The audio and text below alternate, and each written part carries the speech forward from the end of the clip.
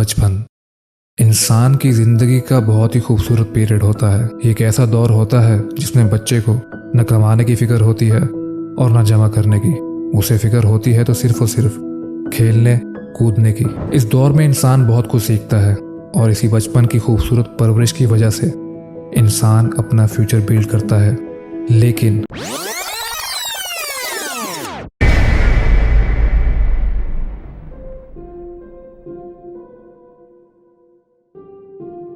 अगर इसी बचपन में ही आपके साथ कोई खौफनाक इंसिडेंट या पैरानॉर्मल एक्टिविटी हो जाए तो आपके बचपन की खूबसूरत यादें एक खौफनाक घबराहट में बदल जाती हैं, जिसका असर आपकी आने वाली ज़िंदगी पर पड़ता है।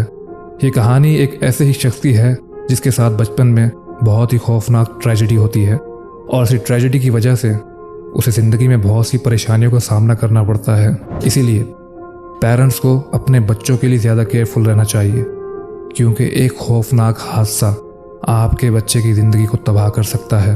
हेलो टू एवरीवन, अस्सलाम वालेकुम, welcome to horror hypes. Hope you all are doing well. My self is Janbaz. मैं यहाँ आपके रियल हॉरर इंसिडेंट और पैरानॉर्मल एक्टिविटीज़ शेयर करता हूँ, ऐसे वाक़यात जो आपके रोंगटे खड़े करते। अगर आप अपने हॉरर इनकाउंटर शेयर करना चाहते हैं तो मैंने नीचे डिस्क्रिप्शन में एक जीमेल आईडी दी है जहाँ पे आप अपने वाक़यात सबमिट कर सकते हैं। आज की स्टोरी हमें शिराज ने सेंड की है from Islamabad. Thank you so much, Shiraz. Hope you are fine and happy with your family. So, sit back, dim the lights, and prepare to face your fears.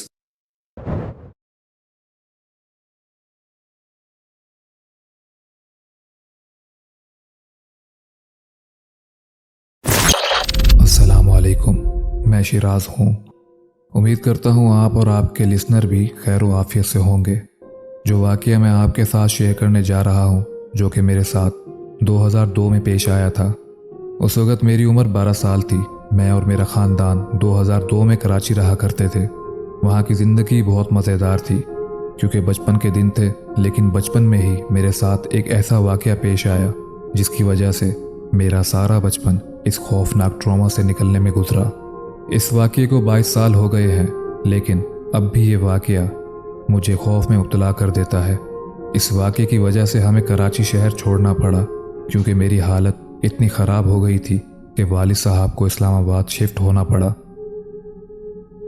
अगर बचपन में किसी को पैरानॉर्मल एक्टिविटी का सामना हो तो उसका असर उनकी मेंटल हेल्थ पर किस हद तक गहरा होता है आप समझ सकते होंगे। इस हादसे की वजह से मेरी मेंटल हेल्थ पर इतना बुरा असर पड़ा कि मेरी इमोशनल कंडीशन और फिज़िकल हेल्थ डिस्टर्ब हो गई थी। इस पैरानॉर्मल एक्टिविटी के असरात मुझ पर इतने बुरे तरीके से पड़े कि मेरी तवज्जो और ख्यालात इस हद तक मुतासिर हुए कि मैं हर वक्त घबराहट और खौफ में मुब्तला रहता था। ऐसी हालत में आपको तवज्जो और देखभाल की ज़रूरत पड़ती है, जो कि मेरे पेरेंट्स ने इसमें कोई कसर ना छोड़ी। अल्लाह पाक मेरे और आप सबके पेरेंट्स को लंबी सेहत वाली ज़िंदगी अता फरमाए। वाक़या यूँ है कि हम कराची बंस रोड रहा करते थे और जहाँ हम रहा करते थे वो एक बिल्डिंग थी जिसके 3 ब्लॉक्स थे और हर ब्लॉक्स के 5 फ्लैट थे। 3 ब्लॉक्स के बाद ही एक बहुत बड़ी छत थी जहां मेरे साथ वाक़या पेश आया। घर के कुछ फासले पर ही बंस रोड पे हमारा स्कूल हुआ करता था, जहां हम सब बहन भाई पढ़ने जाया करते थे। उन दिनों स्कूल के साथ ही गेमिंग शॉप खुली थी। एक दिन स्कूल से छुट्टी हुई तो मैं उस शॉप पे चला गया और फिर गेम्स खेलने लगा। एक गेम थी जिसका नाम टेकन 3 था। उस गेम की मुझे इतनी बुरी आदत पड़ी कि रोज़ाना स्कूल की छुट्टी के बाद यहाँ टाइम स्पेंड करता था और बाज़ औक़ात तो मैं ट्यूशन से बंक करके इस गेम में टाइम स्पेंड करता था। हम एक कारी साहब कुरान पाक की तालीम लेने आते थे। मैं वहाँ से भी बंक करके गेमिंग में वक्त ज़ाया करता था। अब्बू अपने काम की मसरूफियात की वजह से मेरी इस एक्टिविटी से लाइल्म थे, मगर वालदा को मेरी इस एक्टिविटी का इल्म हो चुका था। जब वालदा को लगा कि मैं अब बहुत ज़्यादा घर से एब्सेंट रहता हूँ तो वो भी मुझे लेकर बहुत परेशान रहती थी, क्योंकि कराची का शहर था और हालात भी अच्छे नहीं थे। वालदा ने मुझे बहुत बार समझाया, मगर मैं उनकी एक नहीं सुनता था, क्योंकि मैं इस गेम की लत में इतना फंस गया था कि वालदा की बात भी असर नहीं करती थी। कुछ दिनों के बाद आखिर वालदा मेरी इस एक्टिविटी से तंग आ गई और फिर मेरी सारी एक्टिविटी मेरे अब्बू को बता दी कि मैं कैसे घर से हर वक्त एब्सेंट रहता हूँ। अब्बू को पता चला तो उन्होंने मुझे बहुत मारा और गुस्से से समझाया कि अपनी ये हरकतें बंद कर दो और स्टडी पे फोकस करो। और आज के बाद मैंने सुना कि तुम गेम खेलने गए हो तो तुम्हारी खैर नहीं। इसके बाद कुछ दिन तक तो मैं इस गेमिंग शॉप से दूर रहा, लेकिन फिर से इस एक्टिविटी में मसरूफ हो गया। एक रात मैं 11 बजे गेम खेलने चला गया और खेलते खेलते वक्त का पता ही नहीं चला। जब घड़ी की तरफ देखा तो तकरीबन 2 बज चुके थे। मैं बहुत डर गया कि घर वाले तो बहुत परेशान होंगे, इतनी रात को जो मैं घर से गायब हूँ। सबसे ज़्यादा खौफ मुझे अब्बू का था कि वो मुझे नहीं छोड़ेंगे। और फिर मैं घर की तरफ चल पड़ा। रास्ते की खामोशी और सन्नाटा मेरे खौफ में इजाफा कर रहा था। मैं ये सोचते हुए घर की तरफ जा रहा था कि आज मेरी खैर नहीं, अब्बू मुझे बहुत मारेंगे, अब मैं कभी गेम खेलने नहीं आऊँगा। डरते डराते जब घर पहुंचा तो जैसे ही मैं एंटर हुआ तो मेरे वालिद साहब और अम्मी जाग रही थी और एकदम से उन्होंने मुझे गुस्से से देखा और मैं उन्हें देखकर इतना खौफजदा हुआ कि घर से भाग निकला और भागते भागते बिल्डिंग की छत पर चला गया और वहां खौफजदा होकर बैठ गया। मैं सोचने लगा कि अब मेरा क्या होगा। मैं अब्बू के खौफ से छत पर तो चला गया, मगर मुझे अंदाजा ही नहीं था कि रात के इस पहर मैं किधर आकर बैठा हूँ। अभी मैं बैठकर सोच ही रहा था कि घर कैसे जाऊं तो अचानक से मुझे एक अजीब वहशतनुमा मुस्कुराने की आवाज आई। इतनी खौफनाक मुस्कुराहट सुनकर मेरी जान हलक तक आ गई। ऐसी अजीब मुस्कुराने की आवाज थी जैसे कोई औरत मुस्कुरा रही हो और साथ में रो भी रही हो। रात के इस पहर छत पर, और वो भी अकेला। आप सोच सकते हैं मुझ पर क्या गुजरी होगी। एक अब्बू का खौफ, ऊपर से इतनी गंदी मुस्कुराने की आवाज, और फिर अचानक से मेरे पीछे से तकरीबन 20 मीटर दूर घुंघरू की आवाज आई, जैसे किसी ने पैरों में घुंघरू पहन रखे हों और वो मेरी तरफ आ रहा हो।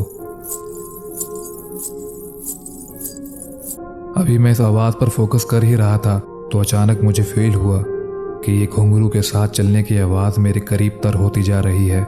मेरी खौफ से हालत खराब हो गई।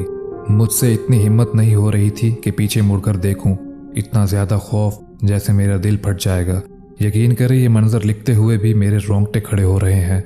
इस सब एक्टिविटी से मेरी सांस रुकने लगी खौफ की वजह से, और वही बेहोश होने लगा।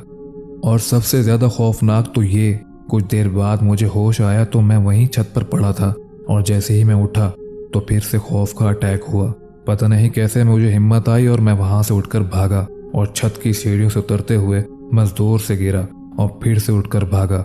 भागते भागते मैं घर पहुंचा तो अब्बू घर नहीं थे, क्योंकि अब्बू मुझे ही ढूंढने के लिए निकले हुए थे।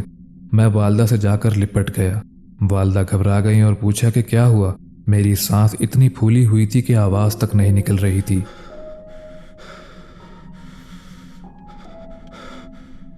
कुछ देर बाद अब्बू भी घर आ गए।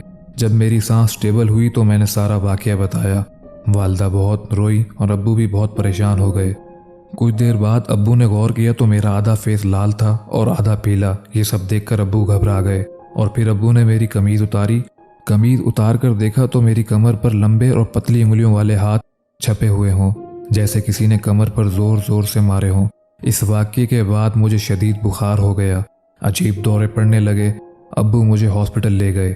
मैं वहां 8 दिन एडमिट रहा।